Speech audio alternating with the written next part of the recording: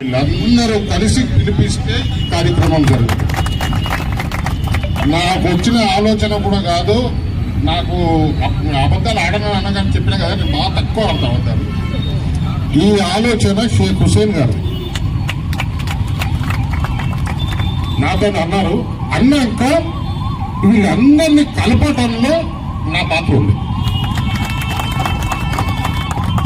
మనకు వచ్చిన ఆలోచన అసలు మొట్టమొదటిగా ఈరోజు నిజామాబాద్కి చెప్పదలుచుకుంది ఏంటంటే, ఒక మిత్రుడు ఆర్ఎస్ఎస్ బీజేపీకి సంబంధించినటువంటి వ్యక్తి హిందూ ముస్లిం భాయ్ భాయ్ అని నువ్వు ఒక్కడమే అంటావు, నిజామాబాద్ లో మౌలవీలు అనరు అని ఛాలెంజ్ చేస్తూ స్టార్ట్ అయిన కథ ఇది.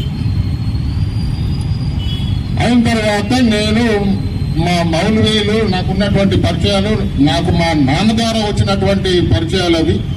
తను ఏర్పాటు చేసినటువంటి, తను చాలా కష్టపడి హైదరాబాద్ లో ఎర్ర బస్ ఎక్కి కలెక్టరేట్ దగ్గర దిగి నాకు ఎవరు లిఫ్ట్ ఇస్తారా అని వెయిట్ చేసి ఓ చేత బండి మీద ఎక్కి సుభాష్ నగర్ లో కిరాయి ఇంట్లో ఉంటుండే, అక్కడి నుంచి ప్రయాణం చేసుకుంటా పోయి ఇవాళ ధర్మపురి అనే ఒక పేరుకు నేషనల్ లెవెల్ పేరు తీసుకొచ్చిన శ్రీనివాస్ గారు, ఆయన కడుపున పుట్టినందుకు నేను గర్వపడుతున్నా. అది మొట్టమొదటిగా పుట్టిన, నా తర్వాత పుట్టిన వాళ్ళ సంగతి నేను మాట్లాడతాను. ఆయన ఆదర్శం అందరినీ కలుపుకొని ఊర్లో పోవడం, అదే బాటలో నేను నడుస్తున్నా.